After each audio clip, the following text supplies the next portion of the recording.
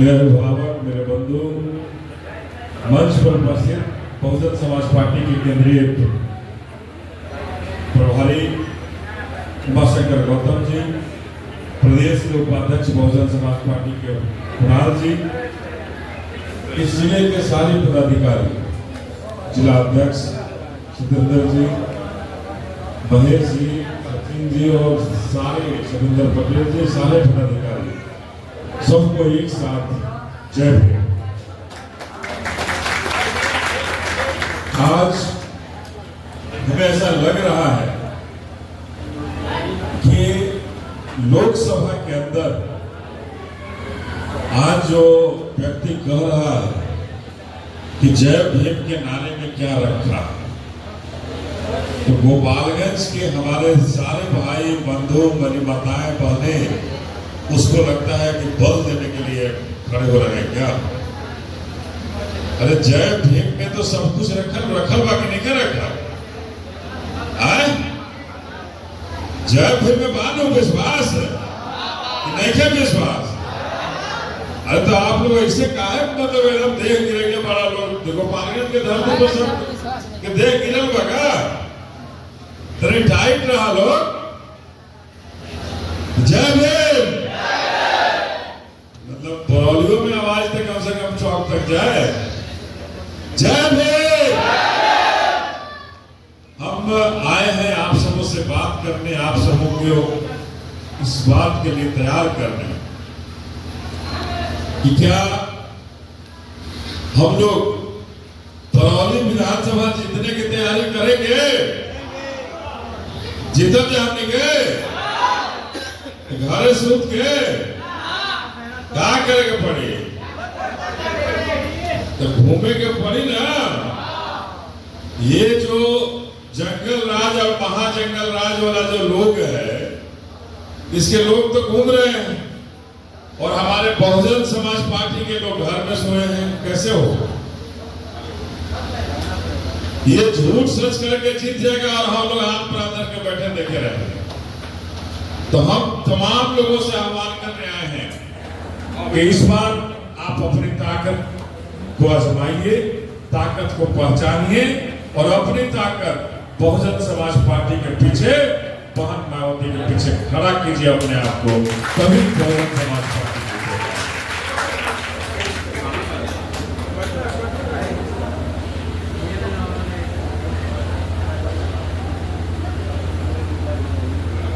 तभी हम बहुजन समाज पार्टी जीतने का काम कर सकती है।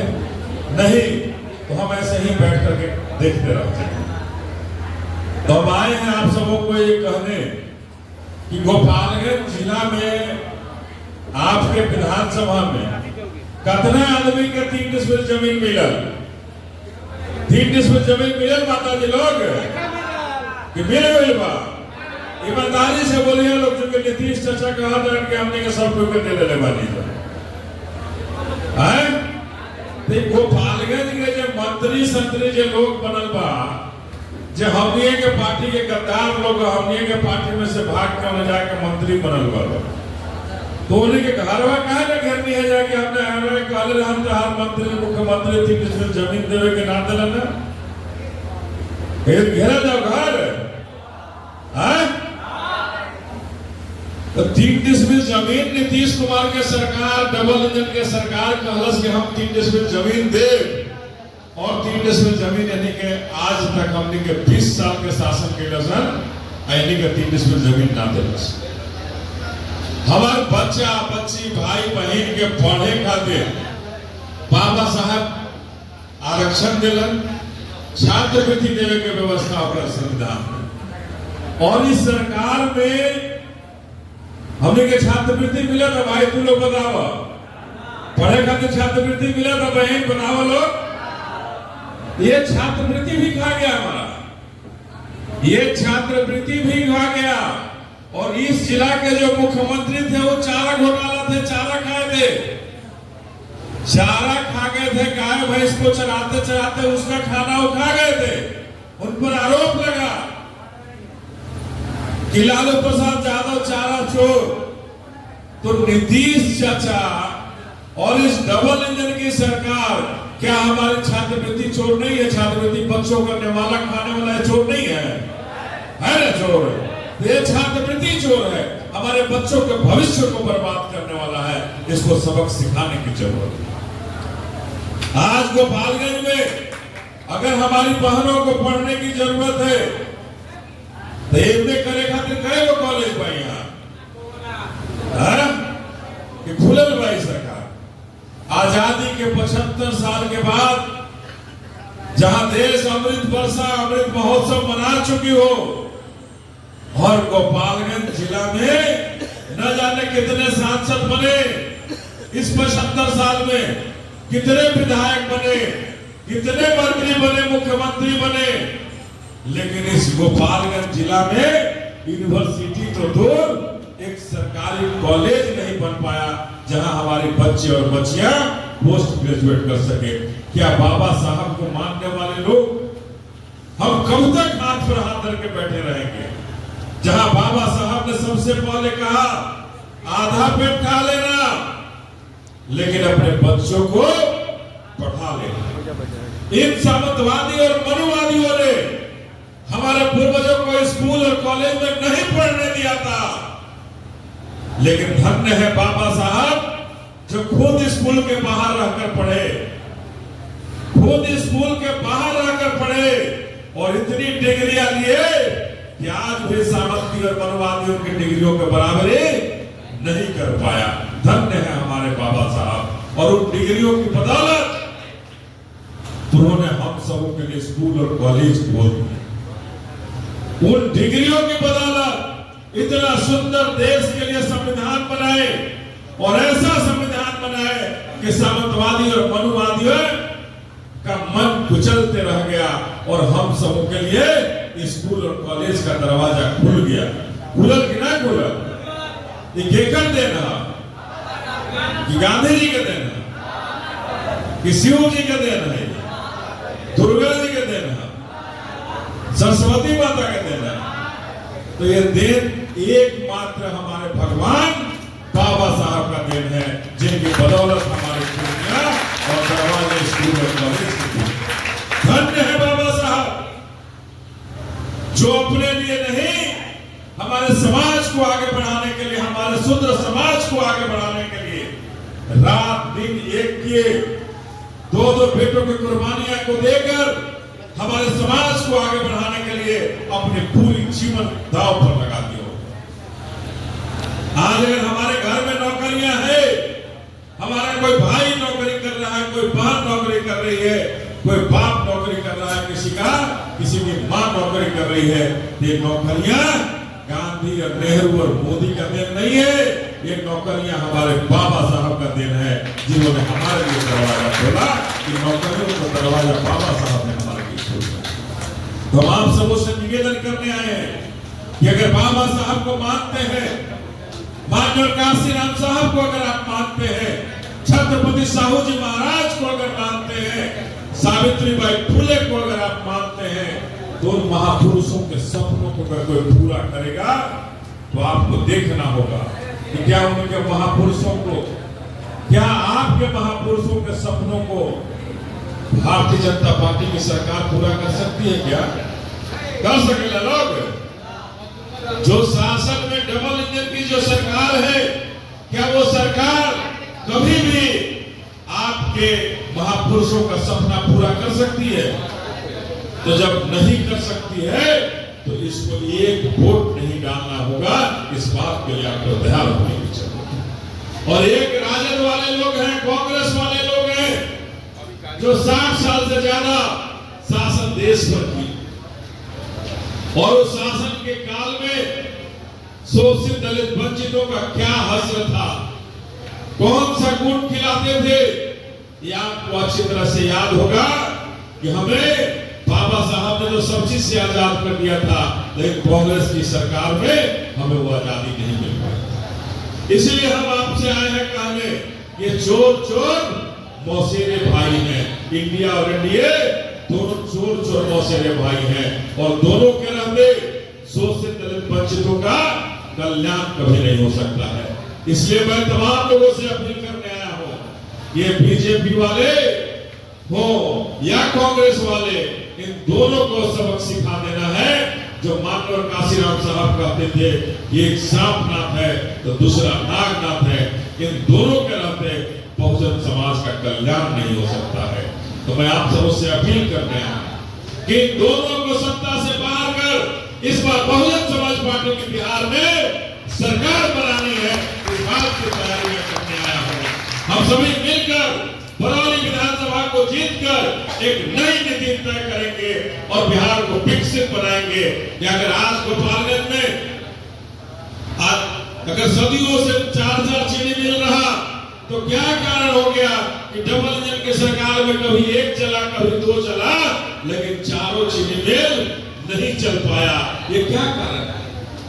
2 मंत्री रहे, क्यों ऐसा हो गया? इनका जवाब ही नहीं दे पाते हैं। हम इनसे जवाब चाहते हैं, क्या होगा? अरे आप डबल इंजन की सरकार में 20 साल में एक चीनी मिल बढ़ा नहीं पाए, लेकिन 1 और 2 चीनी मिल रहा, क्यों नहीं 4 आप पहले उस 4 को भी तुम चला लिए? ये कौन सा विकास का मॉड्यूल है डबल इंजन की सरकार? जहां गोपालगंज की आधी आबादी बाढ़ में डूब जाती हो, आधी आबादी बाढ़ में डूब जाती हो, तो कौन सा विकास का मॉड्यूल हमारे गोपालगंज में है? कौन सा मॉड्यूल बिहार में लागू किए? इस गोपालगंज में जब बिहार के मुख्यमंत्री रहते थे उस समय भी गोपालगंज डूबता था और वो हाथ पर हाथ धर के बैठे देखते रहे। तो आप सबों से अपील करने आए हैं कि इस बार बरौनी से अपने बहुजन समाज पार्टी को, अपने हाथी को जिताना। जिताने के बाद हो बहुजन समाज पार्टी जिंदाबाद। अपने हाथी को जिताने के बाद हो तो इस बार अपने हाथी को जिताकर बिहार में अपनी सरकार बनानी है, जहां 3 डिस्ट्रिक्ट जमीन नहीं। जिस तरह से उत्तर प्रदेश के शासन में मायावती ने 1 एकड़ से लेकर के 3-3 एकड़ जमीन शोषित दलित वंचितों को देने का काम किया कि जाओ, अगर तुम्हें नौकरी तुम्हारे परिवार को नहीं दे पा रहे हैं तो जाओ सरकारी जमीन से इतना तुम्हें पट्टा दे रहे हैं, कब्जा दे रहे हैं, जाकर अपने परिवार का भरण पोषण करो। तो ऐसी सरकार चाहिए या जो कहता हो कि 5 किलो अनाज दे रहे हैं? अभी बीजेपी वाला क्या कहता लोग कि 5 किलो अनाज देता लोग। 5 किलो अनाज में कहीं 3 किलो मिलत हो, कहीं 4 किलो मिलत हो। क्या दीदी ये मिलत है नो? तो 3 किलो 4 किलो में वो आधा सरल गलत मिलत है। लेकिन जब बहन जी की शासन होगी, बहुजन समाज पार्टी की शासन होगी, तो आपको विश्वास करना चाहता हो कि अनाज नहीं मिलेगा, अनाज की फैक्ट्री आपके नाम किया जाएगा कि अनाज की फैक्ट्री आपके नाम होगी। अनाज की जरूरत जो उपजाना हो उपजा लो, उसमें आपकी मर्जी। आप उसमें सड़ा उपजाओगे या सोना उपजाओगे, आपकी मर्जी होगी। जो उपजाना है उपजा लो। तो शासन ऐसा है। आज हम घूमते हैं गोपालगंज जिला में, आए दिन हमारे लोगों पर अत्याचार होता है। कहीं किसी के झोपड़ियों में रेप हुआ, कहीं किसी की हत्या हुई। गोपालगंज के रेलवे स्टेशन पर यहाँ रेप हो जाता है, गैंग रेप हो जाता है, और सरकार के लोग और हमारे मंत्री महोदय हाथ पर हाथ धर के बैठे रहते हैं। हम तो कहते हैं चुल्लू भर पानी में मंत्री जी डूब मर गया।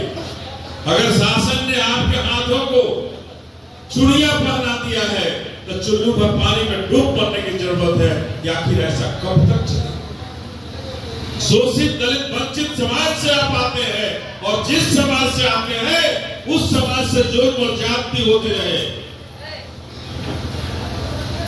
उस समाज में जुल्म और ज्यादती होती रहे और आप देखते रहे, कब तक देखें? तो अगर नहीं संभलता है, आपको पावर नहीं मिलता है, तो छोड़िए, आइए बहुजन समाज पार्टी में हम सब मिलकर शोषित दलित वंचितों का कल्याण का काम करें और शोषित दलित वंचितों को आगे बढ़ाने का काम करें, जहां से हम सभी आगे बढ़ने का काम करें। तो आज हम यही कहेंगे कि समय आ गया है बहुजन समाज पार्टी की सरकार को बनाने का। छात्रवृत्ति अगर आपकी सरकार होगी तो आपकी छात्रवृत्ति आपके घर पहुंचेगा। आपके लिए, आपके बच्चों के लिए, हम अपनी बच्चियों के लिए स्कूल और कॉलेज से हर जिला युक्त होगा। हर जिला में स्कूल और कॉलेज अच्छे होंगे, जहां हमारी बेटियां पढ़ने जाकर के पढ़ लिख करके अपना दुनिया में नाम रोशन करेंगी। और इसी लड़ाई को लड़ने हम बहुजन समाज पार्टी के लोग अपनी बहन जी के नेतृत्व पर, सांसद रामजी गौतम साहब के नेतृत्व में आए हैं आपके बीच में कहने कि आप सभी अपनी ताकत को बहुजन समाज पार्टी के साथ, अपनी हाथी के साथ लगाइए। आपने इस जिला में 3 सीट जिताने का काम किया है और इस बार बहुजन समाज पार्टी की सरकार बनाने का समय है। और जब बहुजन समाज पार्टी की सरकार बनेगी तो निश्चित रूप से इतना विश्वास रखिएगा कि जुल्म और जाति दोनों ही खत्म होगा। आपके ऊपर जुल्म और जाति नहीं होगा। आपके हर जुल्म और जाति करने वाले हाथों को इन सरकार में रहते हुए लोग बहुजन समाज पार्टी काटने का काम करेगी और आपको न्याय के लिए प्रतिबद्ध होगी बहुजन समाज पार्टी कि हम आपके खिलाफ जो अन्याय हो रहा है उसको न्याय में बदलकर रख देना चाहते हैं। और इसी के लिए हम सब आपके बीच में आए। हम यही कह करके कि इस बार बनी सरकार में हम समीक्षा